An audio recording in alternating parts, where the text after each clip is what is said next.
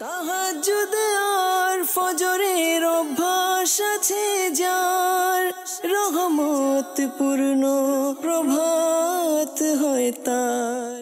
আলহামদুলিল্লাহি রাব্বিল আলামিন ওয়াসসালাতু ওয়াসসালামু আলা খাতামিন নাবিয়্যিন আম্মা বা'দু ফাআউযু বিল্লাহি মিনাশ শাইতানির রাজীম বিসমিল্লাহির রহমানির রহিম আসসালাতু ওয়াসসালামু আলাইকা ইয়া রাসূলুল্লাহ ওয়া আলা আলিকা ওয়া আসহাবিকা ইয়া হাবিবাল্লাহ আসসালাতু ওয়াসসালামু আলাইকা ইয়া নবিয়াল্লাহ ওয়া আলা আলিকা ওয়া আসহাবিকা ইয়া নূরাল্লাহ।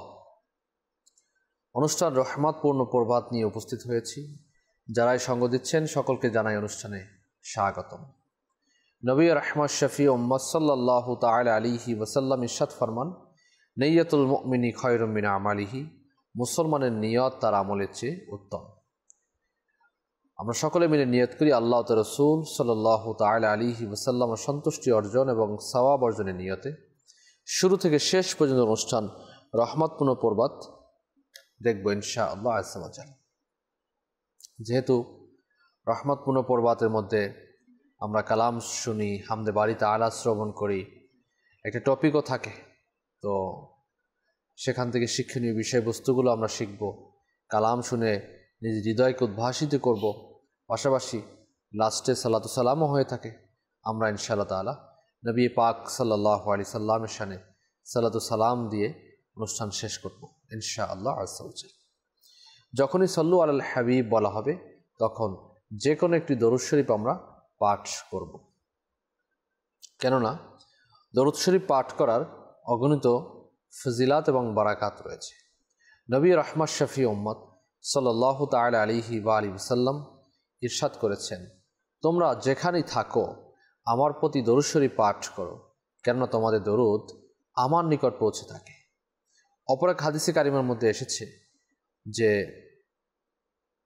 এর সারমর্ম হচ্ছে, যে ব্যক্তি যেখানে বসে দরুদ শরীফ পাঠ করে তার নাম, তার বাবার নাম সহ নবী পাক সাল্লাল্লাহু আলাইহি সাল্লামের দরবারে পৌঁছানো হয় যে অমুকের ছেলে অমুক ইয়া রাসূলুল্লাহ আপনার প্রতি দরুদ শরীফ পাঠ করেছে। কতই না সৌভাগ্য আমরাও যদি আমাদের স্থানে বসে আমার জায়গায় থেকে আমি বেশি পরিমাণে দরুদ শরীফ পাঠ করি। ফর এক্সাম্পল, আপনি দৈনিক যদি একবার পাঠ করেন, নবী পাক সাল্লাল্লাহু আলাইহি ওয়াসাল্লামের দরবারে একবার নাম পেশ হবে। কেউ যদি 10 বার পড়ে তাহলে 10 বার পেশ হবে। কেউ 100 বার পাঠ করলে 100 বার তার নাম, বাবার নাম সহ নবী পাক সাল্লাল্লাহু আলাইহি ওয়াসাল্লামের দরবারে পেশ করা হবে। কেউ যদি এভাবে করে দৈনিক 1000 বার দরুদ শরীফ পাঠ করে তাহলে 1000 বার নবী রহমত সাল্লাল্লাহু আলাইহি সাল্লামের দরবারে আপনার নাম, আপনার বাবার নাম সহ পেশ হবে। চিন্তা করে দেখুন, দুনিয়াবি যদি রেফারেন্স দেওয়া হয়, উদাহরণ দেওয়া হয়, দুনিয়াবি যদি অনেক বড় ব্যক্তিত্বের কাছে আপনার নাম, আপনার বাবার নাম সহ বারবার পেশ করা হয়, তাহলে আপনার মধ্যে কেমন একটা ফিলিংস কাজ করবে যে আরে আমার নাম অমুকের কাছে পেশ করা হয়েছে। আমরা বলেও থাকি আমার সালাম বলিয়েন, আমার একটু কথা বলে দিয়েন, আমার একটু পরিচয়টা দিয়ে দিয়েন। আর নবী রহমত সাল্লাল্লাহু আলাইহি ওয়াসাল্লাম জান্নাতের মালিক, হাউজে কাউসারের মালিক, সুবহানাল্লাহি বিহামদিহি, যার সুপারিশে জান্নাত লাভ করা যাবে, তার দরবারে যদি বারবার নাম পেশ হবে, এটা কতই না সৌভাগ্যময়। তো আসুন আমরা বেশি থেকে বেশি পরিমাণ দরুদ শরীফ পাঠ করার নিয়ত করে নিই। সল্লু আলাল হাবিব সাল্লাল্লাহু তাআলা আলা মুহাম্মদ সাল্লাল্লাহু আলাইহি ওয়াসাল্লাম। আজকের আমরা একটি টপিক নিয়েছি, টপিকের কথা শুনবো ইনশাআল্লাহ তাআলা। এর পূর্বে আসুন আমরা হামদে বাড়ি তাআলা শ্রবণ করে নিই। সাল্লি আলা রাসূলিনা সাল্লি আলা মুহাম্মাদিন সাল্লি আলা নবিয়িনা সাল্লি আলা মুহাম্মাদিন हम भी मदीने जाएंगे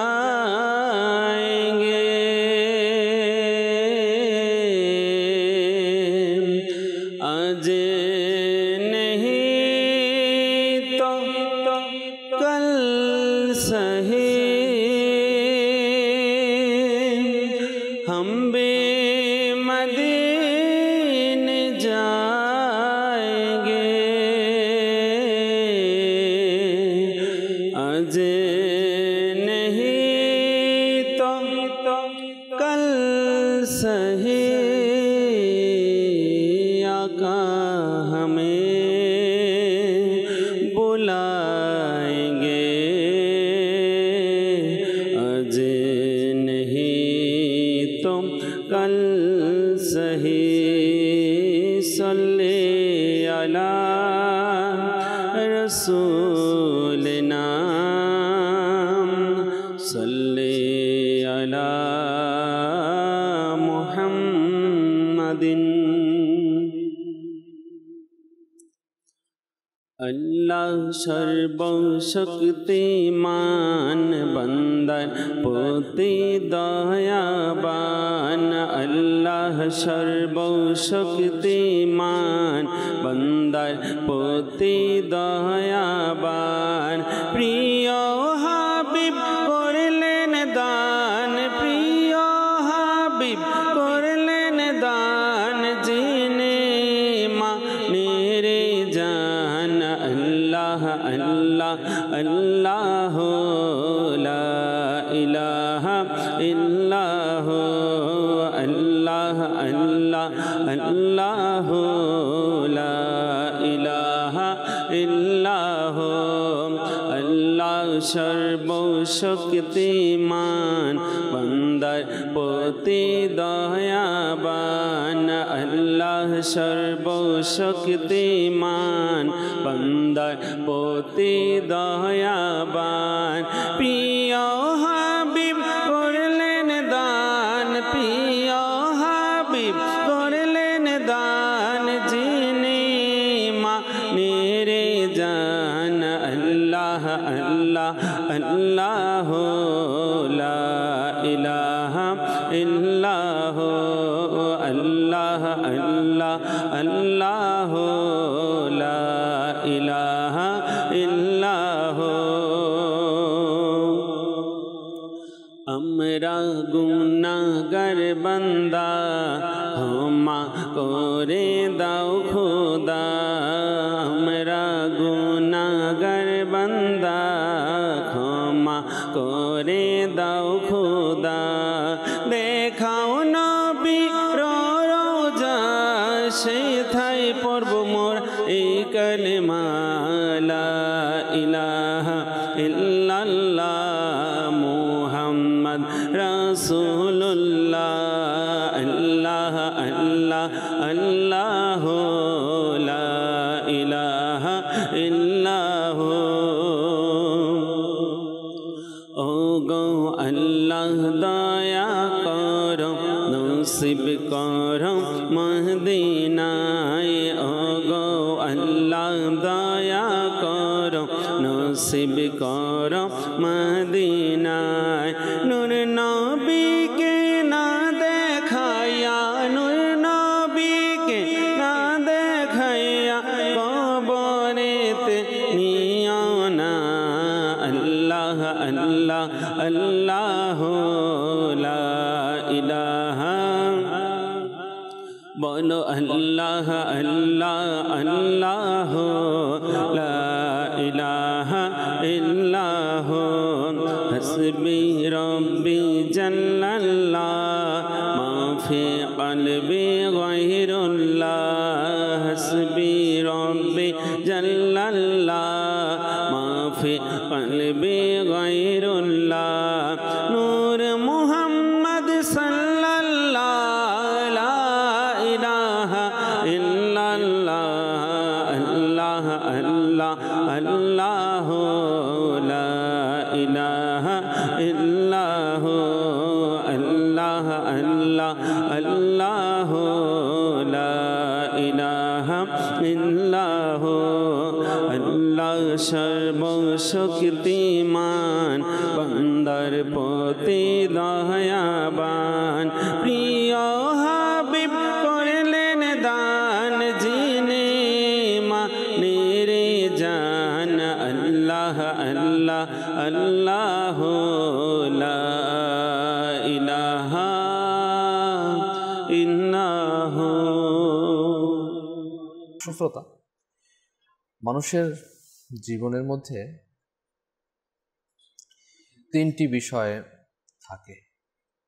একটি হচ্ছে অতীত, একটি হচ্ছে বর্তমান, আরেকটি হচ্ছে ভবিষ্যৎ। মানুষ অতীতকে ভুলে যায়। অতীতে কি ছিল, অতীতে কি করেছে, এই সকল কিছুই মানুষ একসময় ভুলে যায়।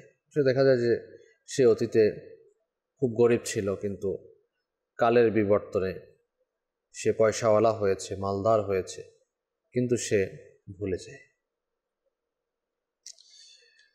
নিশ্চয়ই আপনারা হয়তো মাদানী মাধ্যমে দীর্ঘ এক হাদিস শরীফ শুনেছিলেন 3 ব্যক্তি, টাকওয়ালা, অন্ধ এবং কুষ্ঠরোগীর ব্যাপারে। সে অতীত ভুলে গিয়েছিল 2 ব্যক্তি, তাকে আবার সেদিকেই কনভার্ট করে দেওয়া হয়েছিল। এটা আল্লাহ পাকের এক নিদর্শন ছিল, ফেরেশতাদের মাধ্যমে করা হয়েছিল। আল্লাহ পাকের কৃতজ্ঞতা প্রকাশ যারা করে, আল্লাহ পাকের দিকে যারা রুজু হয়ে থাকে, আল্লাহ পাক তাদের উপর দয়া করে থাকেন। তেমনইভাবে আজকের আমরা বিষয় রেখেছি অতীত। এই অতীত নিয়ে আজকে আলোচনা করার জন্য আমাদের মাঝে রয়েছে আমাদের মাইনুদ্দিন ভাই এবং শ্রদ্ধেয় আমাদের নূর হোসেন ভাই। ইনশাআল্লাহ তাআলা জ্ঞানগর্ভ আলোচনা আমরা শুনব। সেটা অতীত কি, অতীত নিয়ে আজকের অনুষ্ঠানে আমরা কি বলতে চাচ্ছি, কি এ থেকে শিক্ষা অর্জন করতে চাচ্ছি, তা থেকে আমরা কি শিক্ষা গ্রহণ করতে পারি। আসল শুরুতে আমরা যাব নূর হোসেন ভাইয়ের কাছে। অতীত সম্পর্কে আমরা কিছু জানি। আপনার অতীত না, মানে টপিক আমাদের আজকে যেটা বিষয়বস্তু রয়েছে। ইনশাআল্লাহ। আলহামদুলিল্লাহি রাব্বিল আলামিন ওয়াসসালাতু ওয়াসসালামু আলা সাইয়্যিদিল মুরসালিন। বিসমিল্লাহির রহমানির রহিম। প্রত্যেকটা মানুষের জীবনের একটি অবিচ্ছেদ্য অংশ হচ্ছে অতীত। আর কিছু অতীত রয়েছে যেটা মানুষ ভুলে যায়, আবার কিছু অতীত রয়েছে মানুষ ভুলতে পারে না। যেভাবে করে একটা কয়েন, একটা পয়সার 2টো পিঠ রয়েছে, একটি পিঠ এবং অপর পিঠ, সেভাবে করে একটা মানুষের জীবনের 2টি অংশ, সেটি হচ্ছে সুখ ও দুঃখ। অতীতে এমন কিছু দিক রয়েছে, এমন কিছু দিন রয়েছে মানুষের, যে দিকগুলো মানুষ স্মরণ করলে অনেক সময় খুশি হয়। জি। আবার অতীতের এমন কিছু দিন অতিবাহিত মানুষের জীবন থেকে হয়ে যায়, যেগুলোকে স্মরণ করলে মানুষ দুঃখ পায়। তো অতীত থেকে আমাদের জীবনে আমরা কিভাবে সেটাকে বাস্তবায়িত করব, আমাদের জীবন কিভাবে সাজাবো, মূলত আমাদের যারা বুজুর্গ রয়েছে, জ্ঞানী রয়েছে, তারা আমাদেরকে উৎসাহ প্রদান করে যাতে করে আমরা অতীতকে স্মরণ করে আমাদের বর্তমান এবং ভবিষ্যৎকে আমরা যাতে বিনষ্ট না করে দিই। কেননা দেখেন, অতীত যেটা, সেটা আমাদের থেকে হাতছাড়া হয়ে গিয়েছে, আর ভবিষ্যৎ অনেকটাই আমাদের জন্য অনিশ্চিত। কেননা আমাদের তকদির, আমাদের হায়াতটা আমাদের হাতে নয়, এটা আল্লাহ তাআলার পক্ষ থেকে নির্ধারিত। তো এখন বর্তমান, এটা হচ্ছে আমাদের জন্য সুযোগ ও সময়, যেটাকে আমরা কাজে লাগিয়ে আমাদের ভবিষ্যৎকে আমরা সুনিশ্চিত করতে পারি। যদি অতীতের আমাদের গন্তব্যকে ঠিক করতে পারি, আমাদের লক্ষ্যকে আমরা স্থির করতে পারি। যদি অতীতের যেই সময়গুলো যেখান থেকে আমরা দুঃখ দেখতে পারি, এই জিনিসগুলোকে যদি আমরা ধরে রাখি, তাহলে আমাদের বর্তমান ও ভবিষ্যৎ উভয়টা নষ্ট হওয়ার সম্ভাবনা রয়েছে।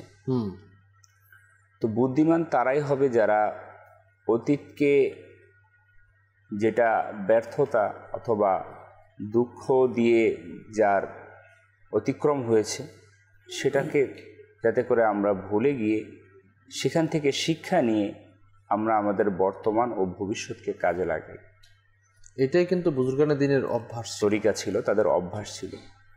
তো এখন দেখা যায় অনেক সময় যে আমরা আমাদের জীবনে চলতে গিয়ে আমাদের কোনো সময়, অবসর সময়গুলোতে, কাজের ফাঁকে যে কোনো সময় আমাদের হঠাৎ করে আমাদের চিন্তা চেতনার মধ্যে চলে আসে যে অতীতের এই সময়গুলো আমার জন্য খুব খারাপ ছিল, এগুলো আমার বর্তমান এবং ভবিষ্যৎকে হয়তোবা আমার জন্য খুব খারাপই হবে, অর্থাৎ সে হতাশগ্রস্ত হয়ে যায়, তার যে আত্মবিশ্বাস সেটা নষ্ট হয়ে যায়।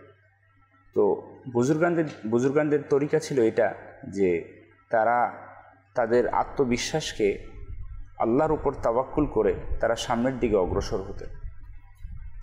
তো এটা করে কি হতো, তার সামনের যে দিনগুলো সেটা তার জন্য খুবই সুন্দরতম দিন হতো। এমনিতে বলা হয়েছে যে অতীতকে যদি আমরা ভুলে গিয়ে সামনের দিকে অগ্রসর হতে হয় তাহলে আমাদেরকে কিছু অতীত থেকে এমন কিছু দিক রয়েছে সেগুলো থেকে আমাদেরকে শিক্ষা নিতে হবে। যেমন অতীতের অনেক ভুল আমাদের জীবনে থাকে, এই ভুলগুলোকে আমাদের স্মরণ করে আমাদের সামনের যে দিনগুলো সেগুলোকে আমাদেরকে যে এই ভুলগুলো যাতে আমাদের আর না হয় ওইভাবে করে আমাদের জীবনকে অতিবাহিত করতে হবে। এটা গেলে আমাদের দুনিয়াবী জিন্দিগির একটা আলোকপাত। যদি আমরা আমাদের ইসলামের আলোকে জিন্দিগি দিয়ে আমরা তাকাই তাহলে অতীতে আমাদের অসংখ্য যে গুনাহ আমাদের দ্বারা সংগঠিত হয়েছে সেখান থেকে আমাদের একটা শিক্ষা বুজুর্গানের দিনদের তরিকা থেকে, সেটা হচ্ছে আল্লাহ ওয়ালা যারা ছিলেন তারা গুনাহগুলোকে স্মরণ রেখে সামনের দিকে অতিবাহিত করতেন। কেন? এটার কারণ কি? কেননা এতে করে বান্দা তার অন্তরের মধ্যে আল্লাহ তাআলার ভয়কে সৃষ্টি করতে পারে, খৌফে খোদা অন্তরের মধ্যে নিয়ে আসতে পারে। আপনার হয়তো মনে আছে আমির সুন্নাতে একটি পুস্তিকা নদীর আওয়াজ, জি, এর মধ্যে আমির সুন্নাতে একটি ঘটনা উল্লেখ করেছেন, সুবহানাল্লাহ হামদি। এক ব্যক্তি সে গুনাহ করেছিল, যার সাক্ষী ছিল নদী।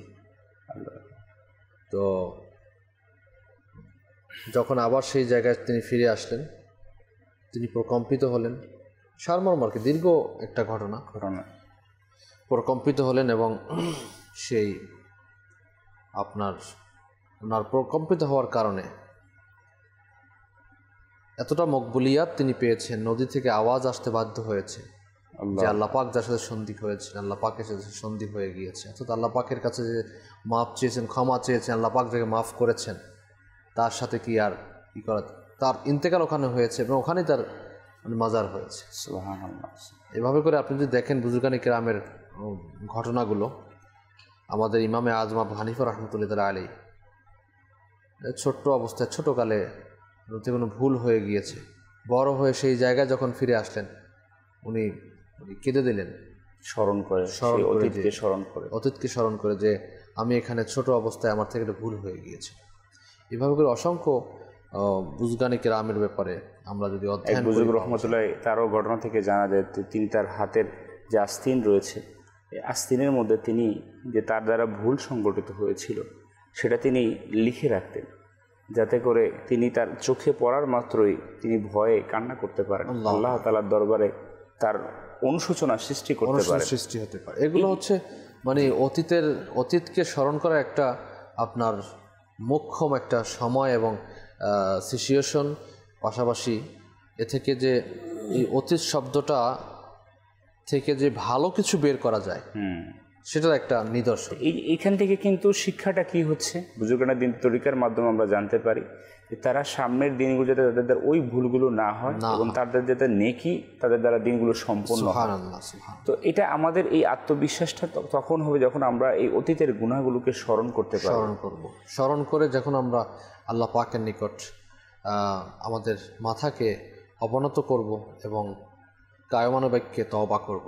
মাইনুদ্দিন ভাই আজকের বিষয় তো জেনেই গিয়েছেন যে দুনিয়াবি বিষয়টাও রয়েছে সাথে, পাশাপাশি যদি আমরা ইসলামিক ধার্মিক বিষয়টাকে টেনে নিয়ে আসি, সেটা যদি আমরা উপস্থাপন করি সেটা অনেক ব্যাপক একটি বিষয়। যে অতীত থেকে আমরা কি শিক্ষা নেব, আসলে আমরা যারা সাধারণ মানুষ রয়েছি তাদের মানে বুজুর্গদের সবারই অতীত রয়েছে, কিন্তু তাদের অতীতটা বা সাহাবায়ে কেরাম যারা রয়েছেন এবং আল্লাহওয়ালা ব্যক্তি যারা রয়েছেন তাদের অতীতটা অনেকটাই সূক্ষ্মময়, যেখান থেকে আমরা শিক্ষা নেই। এবং কিন্তু আমাদের মতো সাধারণ মানুষের একটা অতীত থাকে, সবারই একটা অতীত আছে। তো এই অতীতটাকে আমাদের অতীত থেকে আমরা কী শিক্ষা নেব? তো যেটা আমার নূর হোসেন ভাই বললেন যে আমাদের অতীত থেকে যদি আমরা এই জিনিসটা বের করতে পারি যে আমাদের অতীতে কী হয়েছে, গুনাহের কাজগুলো আমরা যদি আইডেন্টিফাই করতে পারি, তো সেখান থেকে আমাদের ইন ফিউচার কী করতে হবে, মানে আমার ভবিষ্যৎকে আমি কীভাবে সাজাবো, এবং আমি যে প্রেজেন্ট সময়টা পেয়েছি এই প্রেজেন্ট সময়টাকে কিভাবে আমি উত্তমভাবে নেকি দ্বারা অতিবাহিত করতে পারি, নেকির মাধ্যমে কাটাতে পারি এবং আমার ভবিষ্যৎটাকে আমি রঙিন করতে পারি। তো এই বিষয়টাই আমাদের আজকের আলোচনার মধ্যে একটা অন্যতম একটি তাৎপর্য বহন করে। তো আমাদের বুজুর্গানি দিনদের অনেক সুন্দর তরিকারই ছিল যে মানুষকে এই অতীতকে সংশোধন করার জন্য মাধ্যমও ছিল। যেমন হযরত ইব্রাহিম বিন আদম রহমতুল্লাহি তাআলা আলাইহির একটি ঘটনা এভাবে এসেছে যে এক ব্যক্তি তার কাছে আসলো, তো সে তার অতীত নিয়ে আলোচনা করলো এবং বলল যে আমি আমার নফস বা আমার খায়েশ হয় যে আমি গুনাহ করি, গুনাহের মধ্যে দাবিত হয়ে যায় বা গুনাহ কাজ সংগঠিত করি। তো যখন সে এ ধরনের প্রশ্ন তার কাছে রাখলো এবং বলল যে আপনি আমাকে এখান থেকে বাঁচার একটি মাধ্যম বলে দেন, কীভাবে আমি বাঁচতে পারি। তো ইব্রাহিম বিন আদম রহমতুল্লাহি তাআলা আলাইহি কত চমৎকারভাবে ওই ব্যক্তিকে সংশোধনের মাদানি ফুল দিয়ে দিলেন যে আচ্ছা তুমি গুনাহ করতে ইচ্ছা করো, তো ঠিক আছে তুমি গুনাহ করো, কিন্তু যখন তুমি গুনাহ করবে যে আল্লাহ তাআলা তোমাকে যে নেয়ামত দিয়েছেন, তুমি যে আল্লাহ তাআলার পক্ষ থেকে যে রিজিক পাচ্ছ, এই রিজিককে আহার করা বন্ধ করে দাও। তো ওই ব্যক্তি বলল এটা কিভাবে সম্ভব হতে পারে, রিজিক তো আল্লাহ পাকের নেয়ামত, এটা তো সব আমি যেভাবে যে আহার করি আবার যেভাবেই থাকি আমার অস্তিত্ব যদি টিকে থাকে তা এটা তো আল্লাহ তাআলার নেয়ামতের মাধ্যমেই টিকে থাকবে, তো এটা তো সম্ভব না। তো ঠিক আছে, তখন ওই ব্যক্তি আবার বলল যে এটা তো সম্ভব না আমার কাছে। তখন ইব্রাহিম বিন আদম রহমতুল্লাহি তাআলা আলাইহি দ্বিতীয়ত আবার বললেন যে ঠিক আছে, তাহলে তুমি যখন গুনাহ করতে ইচ্ছা করো তাহলে তুমি এমন জায়গায় গিয়ে গুনাহ করো যেখানে আল্লাহ তাআলা, দুনিয়ার কেউ তো দেখবেই না এবং আল্লাহ তাআলাও দেখবে না, অর্থাৎ আল্লাহ তাআলার কুদরতি দৃষ্টি থেকে তুমি যাতে অদৃশ্য হয়ে থাকো। তখন ওই ব্যক্তি আরজ করলো এটাও আমার পক্ষে সম্ভব না, এটা কখনই তো সম্ভব না, মানুষ কিভাবে আল্লাহ তাআলার পক্ষ থেকে আল্লাহ তাআলার কাছ থেকে গোপন থাকবে, কারণ আল্লাহ তাআলা তো তার অন্তরের খবরও জানেন, তার দিলের মধ্যে কি আছে। এটাও সে অস্বীকার করলো। এমনি করে প্রায় কয়েকটা প্রশ্নই ইব্রাহিম বিন আদম ওই ব্যক্তির সামনে উপস্থাপন করলেন এবং একে একে 6টি প্রশ্ন করলেন। তো সর্বশেষ ওই ব্যক্তিকে ইব্রাহিম বিন আদম বললেন আচ্ছা তুমি যদি ধরো তোমাকে তোমার বিচারের দিনে ফয়সালা হয়ে গেল যে তোমাকে জাহান্নামে দিয়ে দিল গুনাহের কারণে, এখন তুমি জাহান্নামের যে নিয়ে যাওয়ার জন্য যে ফেরেশতা নিযুক্ত রয়েছে তাদেরকে বলো যে আমি জাহান্নামে যাব না, আমাকে ছেড়ে দাও। ওই ব্যক্তি বলল এটাও আমার পক্ষে কখনোই সম্ভব না, কারণ তখন তো তারা আমাকে জোর করে পাকড়াও করে নিয়ে যাবে জাহান্নামের দিকে, জাহান্নামে নিক্ষেপ করা। তো তখন ইব্রাহিম বিন আদম তাকে একটি উত্তম মাদানী ফুল দিলেন, যে মাদানী চলন দর্শক শ্রোতা আমরাও সেটা গ্রহণ করতে পারি, যে তুমি যেহেতু এত কিছুই করতে পারবে না, সকল কিছু অপারগ, তাহলে তুমি একটা কাজ করো, তুমি তোমার গুনাহকে ছেড়ে দাও, তোমার অতীতকে তুমি সংশোধন করে নাও, যে অতীতে যে গুনাহ হয়েছে সেখান থেকে তওবা করে ফিরে আসো এবং সামনের সময়টাকে তুমি নেকিতে অতিবাহিত করো। তো যখন ইব্রাহিম বিন আদমের এই মাদানী ফুল ওই ব্যক্তি পেল, তখন ওই ব্যক্তির অন্তরের চোখ খুলে গেল এবং আল্লাহ তাআলার প্রতি তাকে কিভাবে ভয় করা, আল্লাহ তাআলার প্রতি কিভাবে ফিরে আসা দরকার এবং তার এই বর্তমান সময়টাকে কিভাবে অতীত থেকে শিক্ষা নিয়ে অতিবাহিত করা দরকার, যখন সে এই মাদানী ফুল গ্রহণ করলেন এবং এরপর থেকে সে খালিস অন্তরে আল্লাহ তাআলার কাছে তওবা করে নিলেন এবং সে তার বাকি সময়টুকুতে নেকির মধ্যে অতিবাহিত করলেন। তো এখান থেকে আমাদের জন্য শিক্ষা, যে আমাদের বুজুর্গানে দিন যেভাবে আমাদেরকে যে উত্তম পদ্ধতিতে শিক্ষা দিয়েছেন যে কিভাবে আমরা সংশোধন হতে পারি, আমাদেরকে এই জিনিসগুলোকে নিজেদের মধ্যে অ্যাপ্লাই করা দরকার, যে আমার অতীতটা যাই হয়েছে আমি অতীত থেকে কিভাবে ফিরে আসবো, যে গুনাহগুলো হয়েছে। আজকে আমরা দুনিয়াবি কোনো কাজ আমরা যদি ফেসে যাই, যে আমি ব্যবসা করি বা লেখাপড়া করি বা আমি কোনো চাকরি করি, তখন আমার দ্বারা যদি কোনো ভুল হয়ে থাকে, আমার অতীতে কোনো ভুল হয়ে থাকে, ওইটাকে আমি সংশোধন করার জন্য অনেকের কাছ থেকে পরামর্শ নেই, নিজে এটা নিয়ে অনেক গভীর ডিপলি চিন্তা করি যে কীভাবে আমি এখান থেকে ফিরে আসতে পারি, কিন্তু গুনাহের কাজে কি আমি এটা করি? তো আমাকে আমার নেকির সময়টাকে, আমার এই বর্তমান সময়টাকে, আমার কবর, হাসর, মিজান, পুলসিরাত, অর্থাৎ আমার আখিরাতের জীবনকে নিয়ে যখন আমি চিন্তা করবো, আমরা ভাবি যে আমার আগামী ভবিষ্যৎটা, আমার ব্যবসাটা কিভাবে 5 বছর পরে এস্টাবলিশ হবে, কোথায় যাবে, এটা নিয়ে আমরা আমাদের ফিউচার মনে করি, তার কোনো ভ্রুক্ষেপ নেই, কে আছে বা থাকবে তার ব্যাপারে ভ্রুক্ষেপ নেই, আমার ভবিষ্যৎ ভালো হবে কিনা সেদিকটাই আমাদের টেনশন থাকে। কিন্তু মনে রাখবেন ভবিষ্যৎ তখনই ভালো হবে যখন আপনি অতীত নিয়ে একটু হলেও চিন্তা করবেন। কিন্তু আবার কিছু অতীত রয়েছে যেগুলো সম্পর্কে যদি আপনি চিন্তা করেন, মনে রাখেন, তাহলে এটা আপনার জীবনের মধ্যে অনেক বড় বাধা হিসাবে সৃষ্টি হয়। সে সম্পর্কে জানবো। কিছু কল আমরা শ্রবণ করি দর্শকদের, এরপর আমরা আবারও আসবো আমাদের টপিকে ইনশাআল্লাহ। আস্তাবাদুল জি, কল চালিয়ে দিন। বলছি সারিয়াকান্দি থানার চাউলের ইউনিয়ন মানিকগঞ্জ গ্রাম, বগুড়া জেলা। আমার নাম মোহাম্মদ আব্দুল মতিন। এই চ্যানেলটা আমি সবসময় দেখি, খুব ভালো লাগে। আমি সবসময় খালি এটাই দিই। আল্লাহর রহমতে আমার পরিবারের সবাই আমরা এবার চ্যানেলটা দেখি, আলহামদুলিল্লাহ খুব ভালো লাগে। আমি সবাইকে দেখাই যে আসে, তখন আমি সঙ্গে সঙ্গে টিভি অন করে এই মাদানী চ্যানেল দেখাই, যে দেখো এই যে এখানে আজ দিন 24 ঘন্টা বীর ইসলামের আলোচনা হয়। দোয়া করবেন আমাদের জন্য, আমরা যেন এভাবে দেখতে পারি সব সময়, আরেকজন কাউকে দেখাতে পারি। আমরা দোয়া করি আপনাকে দীর্ঘজীবী করুক, আপনারা এভাবে যেন দেখাতে পারেন, ভালো কথা কইতে পারেন।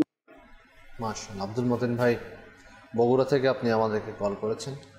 আল্লাহ পাক আপনাকে খুব খুব বারাকাত দান করুন। আমাদের চ্যানেল দেখছেন, আপনি দাওয়াতও দিচ্ছেন, এটা নিঃসন্দেহে ভালো একটা কাজ এবং আখিরাতকে ভালো করার একটা কাজ। জি, নেক্সট কল। আমি মোহাম্মদ ফাহিম নানুর থেকে বলছি। আমি একটা নাতারা শুনতে চাই। আমারই মনের এই বাসনা, নাতারা শুনে দিলে খুব খুশি হবো।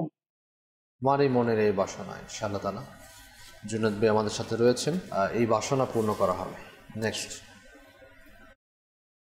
নীলফামারী ডিস্ট্রিক্ট, আমার নাম সৈয়দ আরিফুল ইসলাম। মাদানী চ্যানেল আমরা সবাই পরিবার থেকে দেখি, ভালোবাসি। আমরা সকাল থেকে রাত পর্যন্তই দেখি। আমার ছোট ছেলে মোহাম্মদ ওমর ফারুক, ওর 6 বছর বয়স, ও দেখে। মাশাআল্লাহ মাশাআল্লাহ মাশাআল্লাহ। চট্টগ্রাম রাঙ্গুনিয়া মরিয়মনগর থেকে দেখতে পাচ্ছেন আমাদের শাহ আলম ভাই, মাশাআল্লাহ। তারপরে নাচ শুনতে চাচ্ছেন, তুমি মালিক জলস্থলের, এটা হামদে বাড়ি তারা সম্ভবত। জি, মোহাম্মদ সাদ্দাম আত্তারি ভাই দুবাই থেকে দেখছেন, দোয়ার জন্য বলেছেন। জি, আল্লাহ পাক আপনাদের পরবার জীবন ভালো রাখুন। মাশাআল্লাহ। যারাই দেখতে পাচ্ছেন, আসুন আমরা কালাম শ্রবণ করি, এরপরে টপিকে আসছি ইনশাআল্লাহ তাআলা। জি। তুমি মোর জান,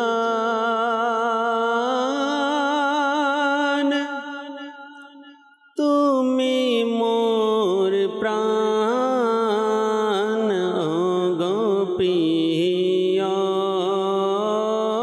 নবী, তুমি মোর জান, তুমি মোর প্রাণ, গো প্রিয়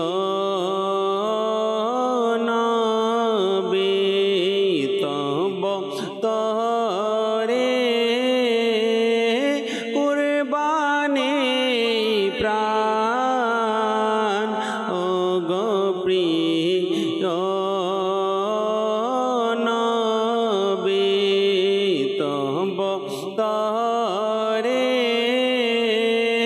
কুরবানি প্রাণ, গো প্রিয় নবী।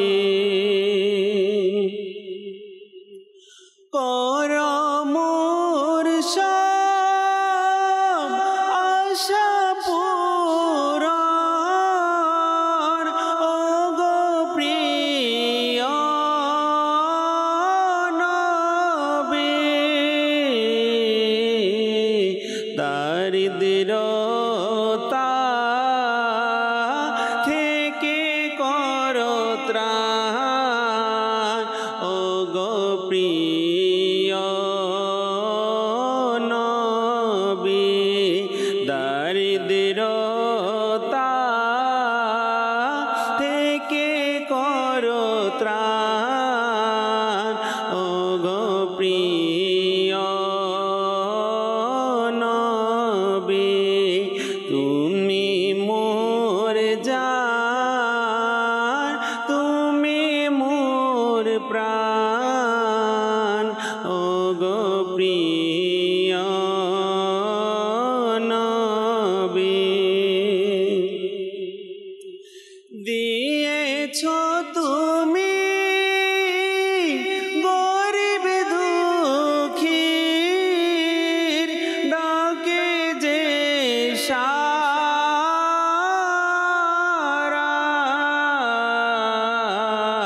শুনো আমার তুমি আহ্বান ও গো প্রিয় নবী শুনো আমার তুমি আহ্বান ও গো প্রিয় নবী তুমি মোর জান তুমি মোর প্রাণ ও গো প্রিয় নবী মদিনার পাগল বলে লোকে যেন আমায় ডাকে মদিনার পাগল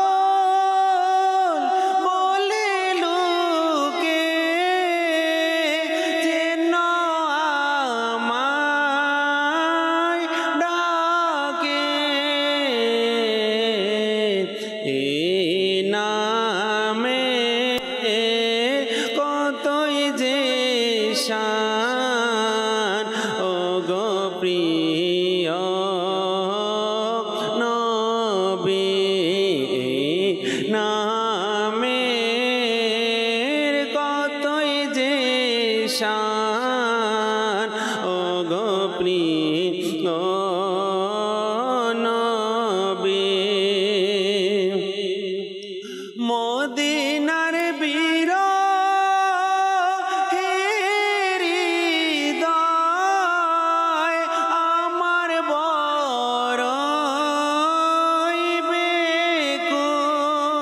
বেকুল মদিনার বীর হৃদয় আমার বড়ই বেকুল মদিনা দেখার বড়ই আরমান ও গো প্রিয় নবী মদিনা দেখার বড়ই আরমান ও গো প্রিয় নবী তুমি মোর জান তুমি মোর প্রাণ ও গো প্রিয় নবী মদিনায় ডেকে করো ভাগ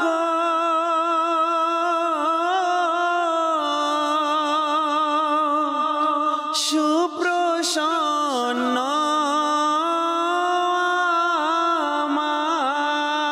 আমার ইয়া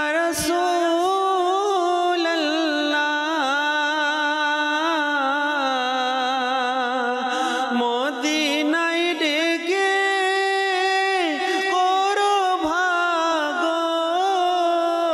সুপ্রসন্ন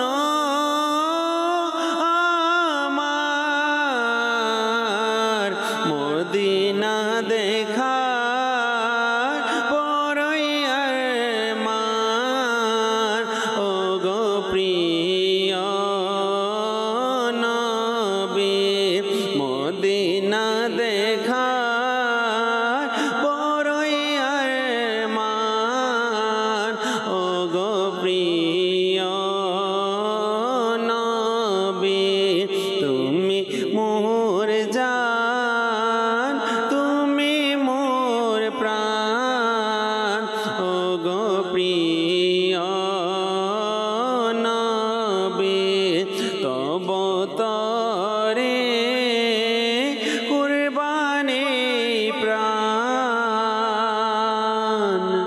ও গো প্রিয় নবী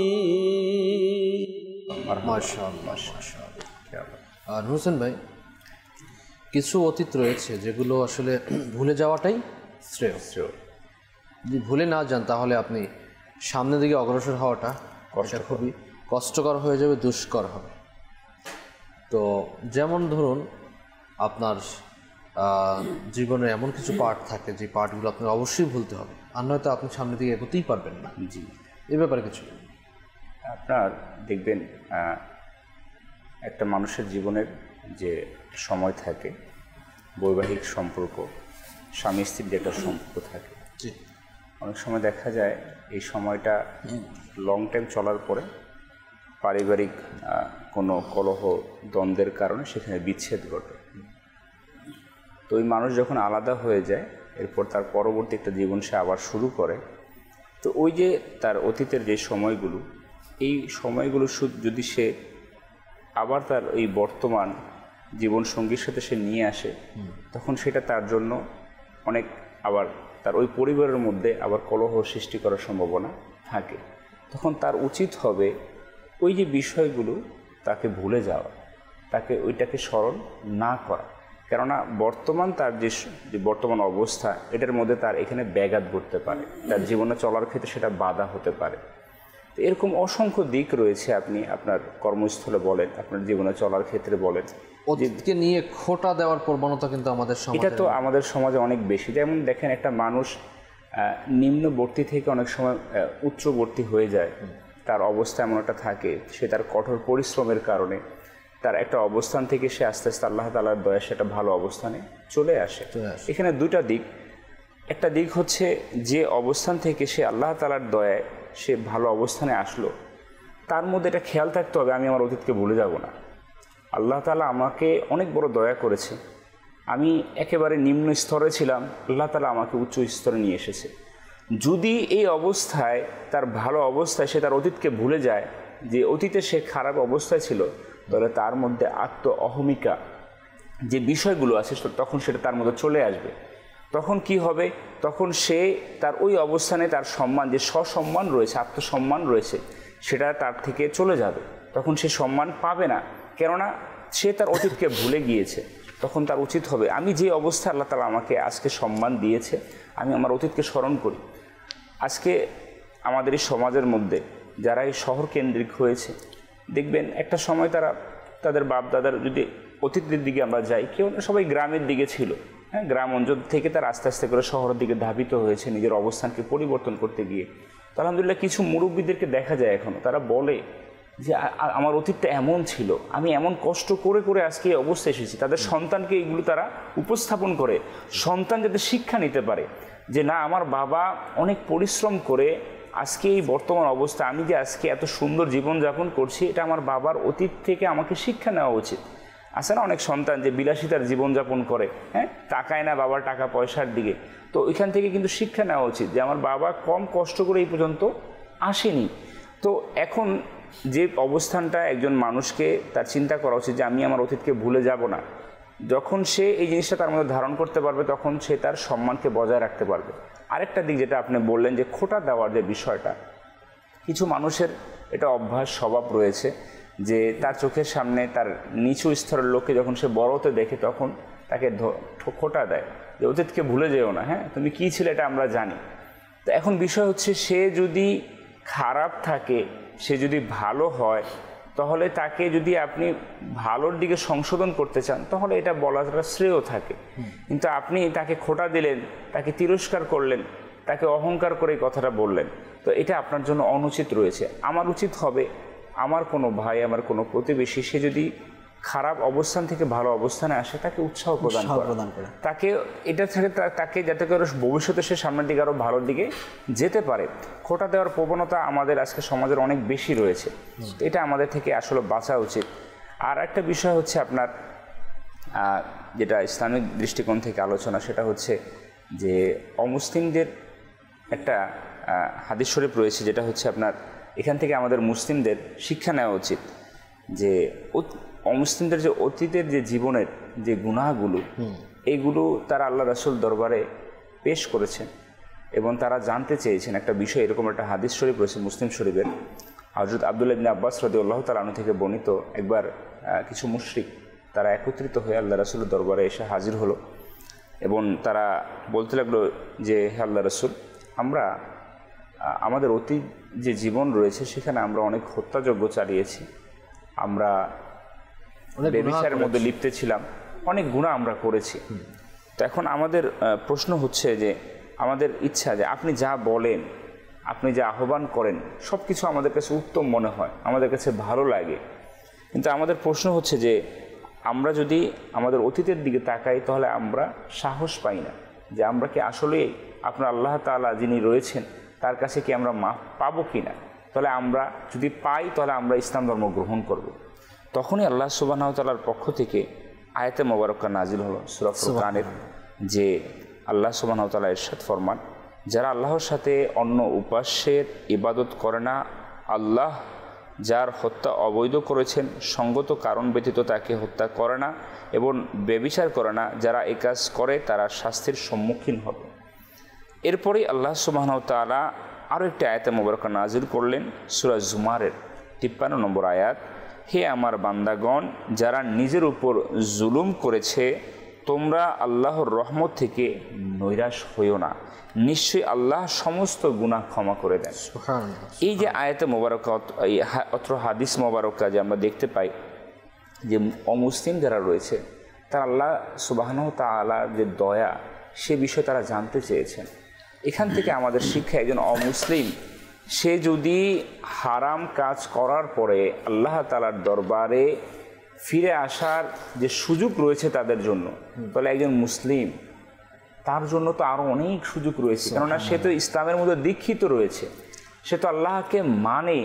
আল্লাহ তাআলা তো এখানে স্পষ্ট করেছে যে বান্দা তোমরা নৈরাশ হয়েও না আমার রহমত থেকে নৈরাশ হয়েও না। আপনি দেখবেন যে দাহিয়া কলবি এ ব্যাপারে আসছে না, তার কন্যা সন্তানগুলোকে সে জীবন্ত মাটিতে পুঁততে ফেলেছে, লাস্টের যেটা ঘটনা আল্লাহ হয়। কেউ যদি এমনিতেও পরে তার কী অবস্থা হবে, শরীর শিউরে ওঠে যে এমনটা কীভাবে হতে পারে। নবী রাহমাত সাল্লাল্লাহু আলাইহি সাল্লামের দরবারে যখন তিনি গেলেন তখন কিন্তু এই অবস্থায় কি আল্লাহ বলেন যে পিছনে গুনাহ আল্লাহ পাক তোমাকে মাফ করে। আল্লাহ কত বড় আল্লাহ তাআলার দয়া। আসলে যেখানে বাপু আপনি যে বিষয়টা বললেন যে মানুষকে খোটা দেওয়ার বিষয়, আসলে আমরা এমন একটা অবস্থায় এখন আসছি যে মানুষকে কোন ধরনের কথা বলতে হবে সেটাও আমরা অনেক সময় বুঝতেই পারি না। যে একটা মানুষ যখন খারাপ কাজ থেকে ভালোর দিকে ফিরে আসে তখন তো আমরা তাকে কখনই এটা খোটা আমরা দিব না যে তুমি, মাশাআল্লাহ অনেক দেখা যায় যে একটা ছেলে মাত্র নামাজি হয়েছে বা একটা বোন পর্দাশীল হয়েছে, তো অনেককে আশেপাশ থেকে বলে এই কিছুদিন আগে কেমন ছিল, এখন কেমন হয়ে গেল, কী ছিল আমরা তো জানি, এই কতদিন থাকবে। তাকে আরও বরঞ্চ মাশাআল্লাহ শয়তানের প্ররোচনা আবার তাকে আরও কী করছে, হীনমন্যতা করে দিচ্ছে এবং তাকে অনুৎসাহিত করছে, যেখানে তাকে উৎসাহিত করা দরকার ছিল যে মাশাআল্লাহ বাহাবা দেওয়া দরকার ছিল, আল্লাহ তাআলার দয়ায় তুমি পরিবর্তন হচ্ছ, তোমাকে মোবারকবাদ, আল্লাহ তাআলা তোমাকে আরও তৌফিক দেবে। সেটা না করে আমরা এটা করি, কিন্তু হ্যাঁ অনেক ধরনের কথা, কতদিন থাকে, এভাবে অনেক ধরনের কথা বলা হয় ইত্যাদি ইত্যাদি। তো এই খোটা থেকে, তো এই জন্য বুজুর্গানি দিনরা বলেছেন, ওলামায়ে কেরাম বলেন যে মানুষকে তোমরা খোটা দিও না তার পিছনের গুনাহের জন্য, কেননা সে কখন আল্লাহ তাআলার কাছে তওবা করে আল্লাহ তাআলা তার তওবাকে কখন কবুল করে নিয়েছে সেটা তুমিও জানো না, আমিও জানি না।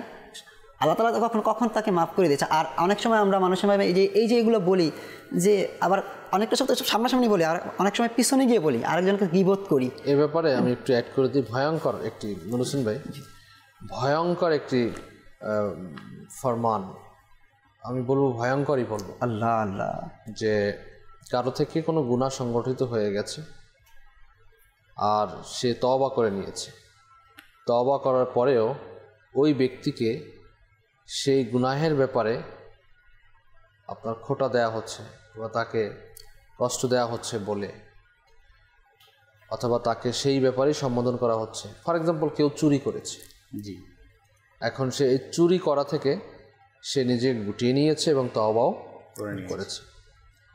এখন যদি কোনো ব্যক্তি তাকে তওবা করার পরেও এই গুনাহের ব্যাপারে তাকে খোটা দেয়, তাকে যে চোর বলে সম্বোধন করে, তাহলে হাদিসে পাকের ভাষ্য, যে ব্যক্তি এই কাজ করবে তার থেকে সেই গুনাহ সংগঠিত না হওয়া পর্যন্ত তার ইন্তেকাল হবে না। আল্লাহ, অনেক বড় ভয়ঙ্কর, মানে চিন্তা করতে পারেন? ভয়ঙ্কর একটি বিষয়, যেটা আমি হয়তো যাকে গুনাহগার বলছি অথবা যাকে খোটা দিচ্ছি, ঘরে হোক বাইরে হোক, স্বামী স্ত্রী মাঝে হোক অথবা অন্য যে কোনো XYZ যেই হোক না কেন, সমাজের মধ্যে আমরা যাকে যা কিছু বলছি না কেন, একটু ভাবি আমরা, সে যদি এই ব্যাপারটা থেকে তওবা করে নেয় আর আমি তাকে সেই গুনাহের ব্যাপারেই তাকে বলছি এবং তাকে সেটা নিয়ে বারবার খোটা দেওয়া হচ্ছে, তাহলে এই সেম গুনাহটা আমার দ্বারা সংগঠিত করে দেবে আল্লাহ তাআলা, মৌতের আগে সংগঠিত হবে। যতক্ষণ পর্যন্ত এটা না হবে ততক্ষণ আমার মৌতই হবে না। কতটা ভয়ঙ্কর কথাবার্তা, ভয়ঙ্কর কথা। তো এভাবে করে অতীতে আসলে অনেকের অতীত স্মরণ করে সংশোধন হয় এবং অনেকের অতীতকে স্মরণ করার দ্বারা নিজে বিপদে পড়ে যায়। তো আমরা বিপদে না পড়ি। অতীত এমন একটা জিনিস যে মানুষ অনেকে নিজের অতীতকে ভুলে যেতে চায়, যে আমার অতীতকে আমি ভুলে গেছি। আবার অনেকে এখন মনে করেন যে এই আমাদের ইসলামী ইতিহাসে যে অতীত রয়েছে, যেটা 10ই মুহররমের ব্যাপারে আমরা ইমামে হুসাইন রাদিয়াল্লাহু তাআলা আনহুকে নির্মমভাবে কারবালার প্রান্তরে শহীদ হতে হয়েছে। 6 মাসের শিশু আলী আসগার রাহমাতুল্লাহি তাআলা আলাইহি এনারও যে শাহাদাতের সুধা পান করেছেন। ফোরাত নদীর তীরে সকলের জন্য পানি ছিল, এমনকি পোষ্য প্রাণী সকল প্রাণীর জন্য, কুকুরের জন্য পানি ছিল, কিন্তু নবী পরিবারের জন্য পানি ছিল না, তাদের জন্য পানি বন্ধ করে দেওয়া হয়েছে। শিশু বাচ্চা আলী আসগার রাদিয়াল্লাহু তাআলা আনহুকে শুধু পানির জন্য বলা হলে বিষাক্ত তীর দিয়ে তার হলকুমকে কাটিয়ে দেওয়া হলো, তাকে শহীদ করে দেওয়া হয়েছে। কেমন নির্মম পরিস্থিতি হয়েছিল, মানুষ শুনলেও শরীর শিউরে ওঠে। আর সেই অবস্থা, সেই অতীত তো আমরা ভুলতে পারবো না, কখনো ভোলা সম্ভব না। যারা এই কাজ করেছে তাদের প্রতি লানত এবং তাদেরকে চোখে ঘৃণা পড়ে আমাদেরকে স্মরণ করা। তাদের জন্য এই অতীত কখনো ভোলার নয়। এই অতীতকে মানুষ স্মরণ করতেই থাকবে এবং উচিত।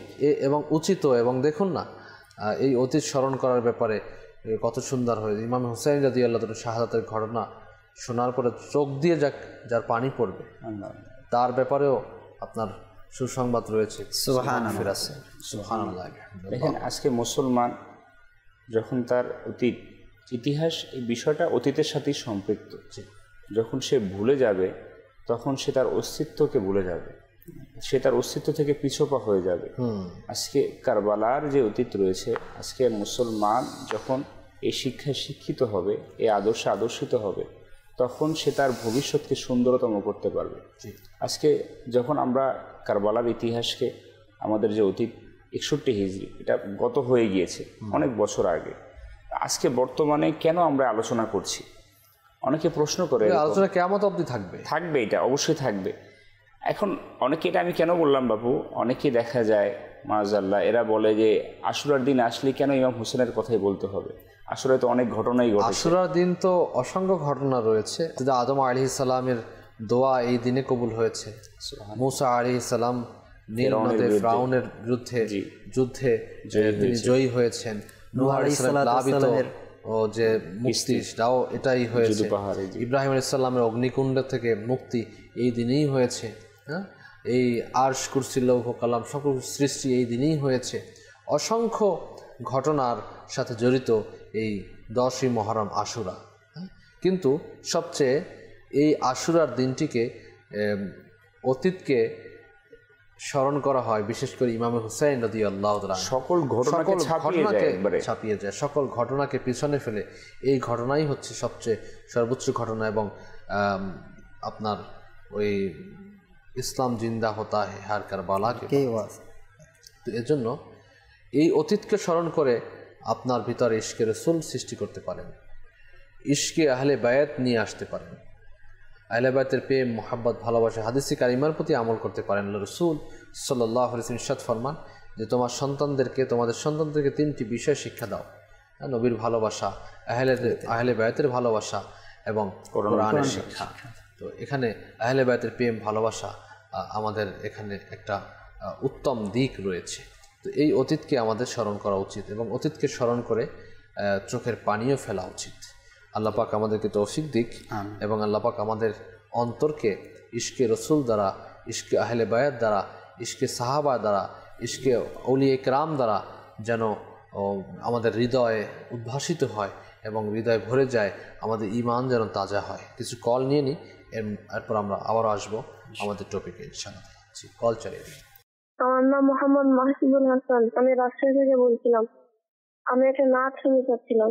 নাচটা হচ্ছে জীবনে হবে কি তোমার দিদার কোলাল্লাহ। আমি এই নাচটা শুনতে চাচ্ছিলাম। এই সুরেই পড়তে হবে কিন্তু, কিন্তু জুনায়েদ ভাই কোন সুরে পড়ে জুনায়েদ ভাই ভালো জানে। জি, নেক্সট। মোহাম্মদ আমিনুল ইসলাম পিপি, খুলনা। আমি মাদানী চ্যানেলটাই দেখি, ভালো লাগে, প্লাস আমি সারাদিন তো ওইটাই দেখি, আমি অন্য কোনো অনুষ্ঠান দেখি না। জি, মাশাআল্লাহ। Next call. আমার নাম জিয়াউল হক, লালমনিহাটি বলছিলাম। মাদানী চ্যানেল অত্যন্ত প্রিয় অনুষ্ঠান, আমি দেখি। রহমতপূর্ণ প্রভাত আমি দেখতেছি। আমার জীবনের পরিবর্তন আল্লাহর রহমত হয়েছে, আল্লাহর বিশেষ রহমত। সত্যি খুব ভালো লাগতেছে আমার। আমি একটা নাচ শুনতে চাই, সেটা হলো প্রিয় মদিনা দূরে, এই নাচটা শুনতে চাই। প্রিয় মদিনা দূরে যাবো কেমন। মাশাআল্লাহ, আপনার পরিবর্তন মারহাবা। আর ইস্তেকামতের জন্য, স্থায়িত্বের জন্য দোয়া করছি আল্লাহ পাক আমাদের সকলকে দাওয়াত ইসলামীর এই সুন্দর দিনী পরিবেশের মধ্যে আজীবন স্থায়িত্ব দান করুন, যেন আমরা দিনী পরিবেশের মধ্যেই যেন আমাদের ইন্তেকাল হয়, সেই দোয়াও আমাদের জন্য করতে হবে। নেকির সাথে থাকা, নেকির কাজের সাথে সম্পৃক্ত থাকা, নেকির মূলক মানুষের সাথে থাকা, এটা অনেক বড় সৌভাগ্যের ব্যাপার। মাশাআল্লাহ। সাল্লু আলাল হাবিব সাল্লাল্লাহু তাআলা আলা মুহাম্মদ সাল্লাল্লাহু আলাইহি ওয়াসাল্লাম। যে জুনায়েদ ভাই, যেগুলো আমাদের কাছে অনুরোধ এসেছে, অনুরোধগুলো যদি পূরণ করে দেন। তুমি মালিক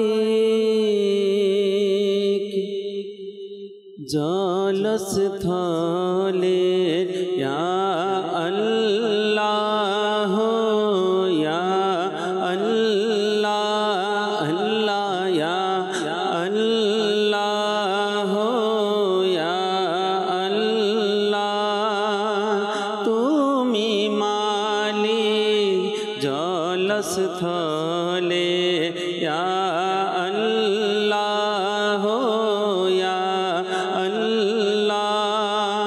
তুমি স্রষ্টা জিন মানবের, ইয়া আল্লাহ ইয়া আল্লাহ আল্লাহ ইয়া আল্লাহ ইয়া আল্লাহ।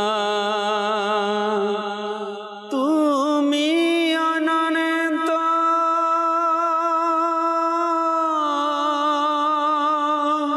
তুমি অনাদি, তোমারি নাম আলিম আলিম। তুমি অনন্ত,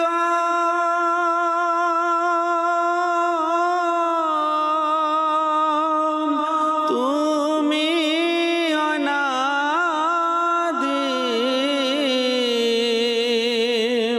তোমারি নাম আলিম আলিম। তোমার সত্তা ঊর্ধ্বে সবারি, ইয়া আল্লাহ ইয়া আল্লাহ আল্লাহ ইয়া আল্লাহ ইয়া আল্লাহ। আমারি মনে বাসনা, আমারি মনে বাসনা, শুধু দেখব মদিনা। আমারি মনে বাসনা, মনের এই বাসনা লাগছে মন হয়তো নবী লাগবে মদিনায় মোরে লাগছে মন হয়তো নবী লাগবে মদিনায় মোরে গিয়ে সে থায় হৃদয় ব্যথা গিয়ে সে থায় হৃদয় ব্যথা দেখাবো আমি তারে আমারি মনে বাসনা মরণ আমার হয় যেন গো সবুজ গম্বুজের নিচে মরণ আমার হয় যেন গো সবুজ গম্বুজের নিচে ঘুরব কত দারে দারে ঘুরব কত দারে দারে শাহী সে দরবার ছেড়ে আমারি মনে এই বাসনা আল্লাহ আমারি মনে এই বাসনা শুধু দেখব মদিনা আমারি মনে এই বাসনা अल्लाहुम्मा सल्लि अला सय्यिदना मुहम्मदिन अल्लाहुम्मा सल्लि अला सय्यिदना मुहम्मदिन प्रिय मदीना दूरे जाबो केमन करे प्रिय मदीना दूरे जाबो केमन करे प्रिय मदीना दूरे जाबो केमन करे अल्लाहुम्मा सल्लि अला सय्यिदना मुहम्मदिन अल्लाहुम्मा सल्लि अला सय्यिदना मुहम्मदिन प्रति बछर आशाয় থাকি যাব সোনার মদিনায় মনে ব্যথা বলবো গিয়ে ওহে দরদি তোমায় প্রতি বছর আশায় থাকি যাব সোনার মদিনায় মনের ব্যথা বলবো গিয়ে ওহে দরদি তোমায় যাব যাব বলে আমি রয়ে গেলাম বাংলায় সবাই ছেড়ে চলে গেল কেউ তো নিল না আমায় মদিনা যে দূরে আকা মদিনা বহু দূরে আল্লাহুম্মা সাল্লি আলা সাইয়্যিদিনা মুহাম্মাদিন আল্লাহুম্মা সাল্লি আলা সাইয়্যিদিনা মুহাম্মাদিন জীবনে হবে কি তোমার দিদার ইয়া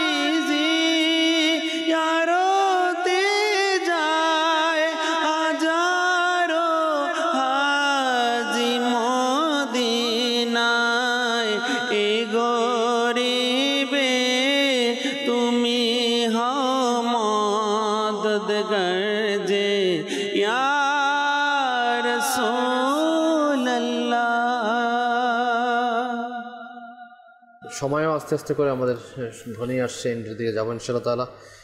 টপিক হচ্ছে অতীত। নুর হোসেন ভাইয়ের কাছে যাবো, আবারও অতীত নিয়ে আলোচনা করব।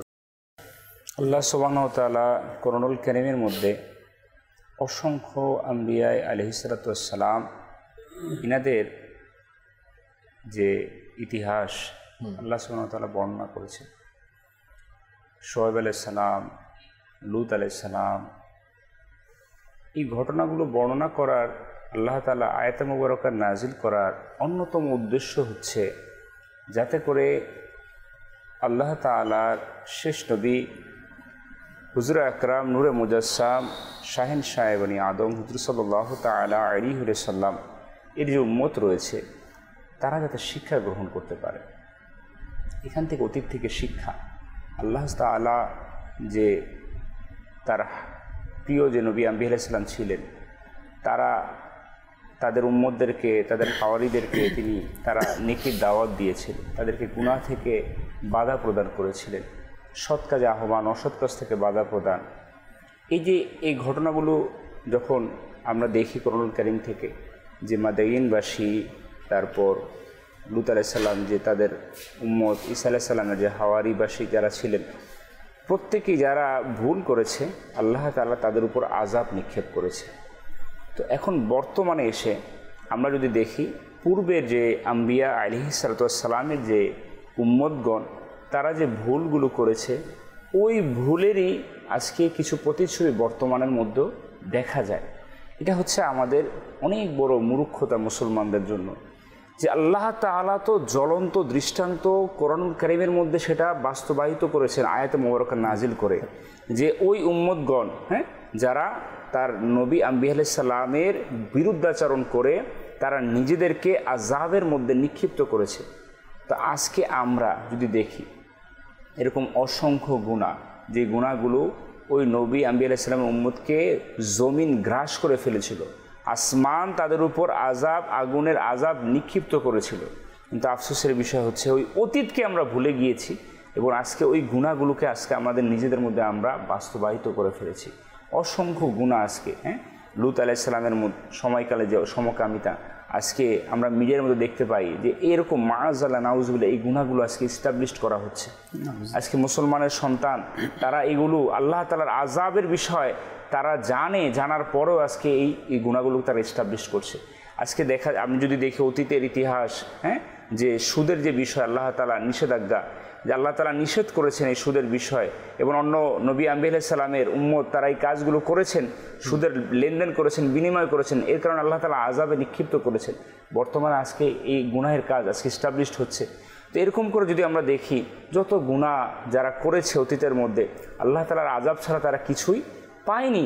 যদি আজকে আমরা বর্তমানে এসে যদি আমরা এই একই কাজ পুনরাবৃত্তি করি, এখন হয়তোবা আমরা চিন্তা করছি যে পূর্বের আম্বিয়া আলাইহিসসালাতু ওয়াসসালাম ইনাদের উম্মতদেরকে তো তৎক্ষণাৎ আযাবে নিক্ষিপ্ত করা হয়েছে, এটা তো আমাদের উপর দয়া করেছে আল্লাহ তাআলা, তার প্রিয় হাবিব সাল্লাল্লাহু আলাইহি ওয়াসাল্লাম রাহমাতুল আলামিনের সাদকায়।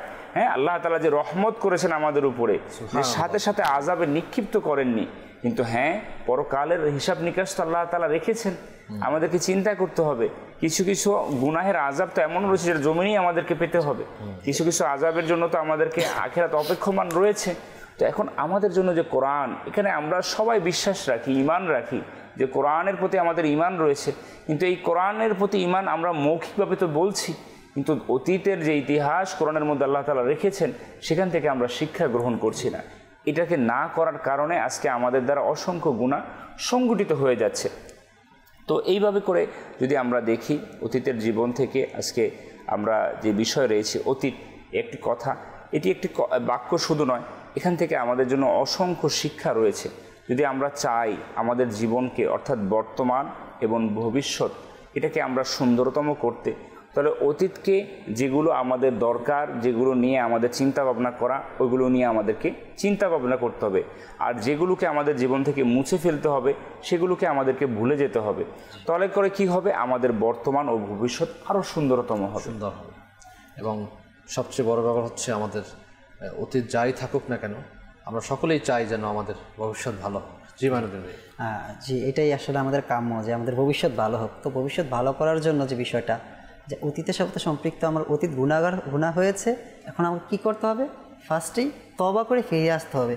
আর এই তওবার ব্যাপারে কিন্তু আল্লাহ তাআলা কোরআনে কারিমে অসংখ্যবার নির্দেশও দিয়েছেন। যেমন কোরআনে কারিমের মধ্যে এর সাথে হচ্ছে সূরা বাকারার মধ্যে, যার কানজুল ঈমান থেকে অনুবাদ, নিশ্চয়ই অধিক তওবাকারীকে আল্লাহ তাআলা পছন্দ করেন। তো যে ব্যক্তি তওবা করবে আল্লাহ তাআলা তাকে পছন্দ করবে। আর এই তওবাকারী মুমিনের একটু চমৎকার উদাহরণ হযরত ঈসা আলাইহিস সালাতু ওয়াস সালাম থেকে আমরা পাই, যে শাহের বিন হাউসাব রহমতুল্লাহি তাআলা আলাইহি বর্ণনা করেন, হযরত ঈসা আলাইহিস সালাতু ওয়াস সালাম তার হাওয়ারীদের সাথে নিয়ে বসেছিলেন। এমন সময় একটি পাখি উড়ে তার সামনে আসলো। তো যখন হযরত ঈসা আলাইহিস সালাতু ওয়াস সালাম দেখতে পেলেন যে ওই পাখির ডানার মধ্যে মণিমুক্তাযুক্ত অনেক চমৎকার ডানা, এবং সেখান থেকে ইয়াকুতের পাথর লাগানো এরকম চমৎকার পাখা, দেখতে খুবই সুন্দর লাগছে। তো সে কী করলো, ওই পাখিটি হযরত ঈসা আলাইহিস সালাতু ওয়াস সালামের সামনে আসলো এবং সে লুটুপুটো করতে থাকলো, অর্থাৎ গড়াগড়ি খেলো। তো এভাবে কী করে কিছু করার পরে সে কিছু কাদার কাছে গেল। তো এই কাদার মধ্যে গিয়ে যখন গাড়াগাড়ি করলো, তো তার শরীরটা কী করলো, কুচ্ছিত হয়ে গেল, তার পশমগুলো লোমগুলো ঝরে গেল। তখন আর তাকে দেখতে ভালো লাগলো না। তো যখন তাকে দেখতে ভালো লাগলো না, তখন এইটা দেখে সবাই অবাক হলো। তখন হযরত ঈসা আলাইহিস সালাতু ওয়াস সালাম তার হাওয়ারীদেরকে উদ্দেশ্য করে বলেন যে এখান থেকে আমাদের জন্য, তোমাদের জন্য শিক্ষা কি, মুমিনের জন্য শিক্ষা কি? যে এখান থেকে মুমিনের জন্য শিক্ষা হচ্ছে এই পাখির মতো। আচ্ছা, এর মধ্যে যখন কিছুক্ষণ পরে ওই পাখিটি একটি প্রবাহমান ঝর্ণার কাছে গেল, এখন সেখানে গিয়ে সে গোসল করলো, ভিজার পরে তার ওই ময়লা, যে কাদা লেগেছে সেটা তার গা থেকে ঝরে গেল, এবং সে আগের নেয় পূর্বের নেয় কী হলো, চমৎকার হয়ে গেল, সুন্দর হয়ে গেল। যখন এটা দেখলো, তখন হযরত ঈসা আলাইহিস সালাতু ওয়াস সালাম তার হাওয়ারীদেরকে উদ্দেশ্য করে বলল, হে, এটা এখান থেকে তোমাদের জন্য, মুমিনের জন্য শিক্ষা এই পাখি থেকে, যে যখন মুমিন ব্যক্তি, যার ইমানদার ব্যক্তি গুনাহ করবে, চলতে গিয়ে, ফিরতে গিয়ে, কাজ করতে গিয়ে, জীবনকে অতিবাহিত করতে গিয়ে গুনাহ করে ফেলবে, তো তার দ্বারা গুনাহ হবে। এই গুনাহ যখন সে করবে, তখন তার অন্তরের মধ্যে এইভাবে কুৎসিত দাগ এসে যাবে, তার মধ্যে কালো দাগ লেগে যাবে, সে গুনাহগার হয়ে যাবে, এভাবে করে যখনই হবে। কিন্তু একটা পর সময় যখন আবার সে ফিরে আসবে, অনুতপ্ত হবে, তওবা করবে, তখন সে আল্লাহ তাআলার এই তওবা করার কারণে আল্লাহ তাআলা তাকে আবার ওই উজ্জ্বল করে দিবেন, তার গুনাহকে মাফ করে দিবেন এবং তার অন্তরকে পবিত্র করে দিবেন। তো এই জন্য আমাদেরকেও উচিত যে মাদানী চ্যানেল দর্শক শ্রোতা যারা দেখছেন, এবং আমরা নিজেরাও এটা অনুধাবন করি যে আমরা চলতে গিয়ে, ফিরতে গিয়ে অতীতে কী গুনাহ করেছি, সেখান থেকে ফিরে আসে। আর এই তওবার ফজিলত সম্পর্কে তো নবী পাক সাল্লাল্লাহু তাআলা আলাইহি সাল্লাম অসংখ্য হাদিসে কারিমা বলেছেন, যে নবী পাক সাল্লাল্লাহু তাআলা আলাইহি সাল্লাম এর আলিশান ফরমান যে তওবাকারী এমন যেন সে কখনো গুনাহই করেনি, এবং তওবাকারী আল্লাহ পাকের বন্ধু। অর্থাৎ মুসলমান ইমানদার যখন গুনাহ করবে আর গুনাহ থেকে তওবা করে ফিরে আসবে, তো সে আল্লাহ তাআলার বন্ধুতে পরিণত হয়ে যাবে। নবী পাক সাল্লাল্লাহু তাআলা আলাইহি সাল্লাম আরও ইরশাদ করেন, আল্লাহ পাক অবাধ্যকারীর জন্য রাত দিন তওবার পাশাপাশি নিজের রহমতের হাত প্রসারিত করে রেখেছেন, এমনকি সূর্য পশ্চিম দিকে উদিত হয়ে যাওয়ার পর্যন্ত, অর্থাৎ কিয়ামতের আগ পর্যন্ত আল্লাহ তাআলা বান্দার জন্য সুযোগ রেখেছেন যে তুমি তওবা করো, ফিরে আসো। তো অবশ্যই আমাদেরকেও উচিত এই তওবা করে ফিরে আসা, এবং আমার অতীতকে যেটা ভুল হয়েছে সে ভুল থেকে সংশোধন করে এই এখন থেকে আমল করে ভবিষ্যৎকে, আখিরাতকে সুসজ্জিত করা। আল্লাহ পাক আমাদেরকে তৌফিক দান করুন। সময় একেবারেই সংক্ষিপ্ত, আমরা সালাতুল সালামের দিকে যাব। আজকের বিষয় ছিল অতীত। আল্লাহ পাক আমাদের অতীত যেমনই থাকুক না কেন, যেন আমাদের ভবিষ্যৎ যে জান্নাত যেন আমাদেরকে দান করে দেন। আল্লাহুম্মা ইন্নী আসআলুকাল জান্নাহ, আল্লাহুম্মা ইন্নী আসআলুকাল জান্নাহ, আল্লাহুম্মা ইন্নী আসআলুকাল জান্নাহ।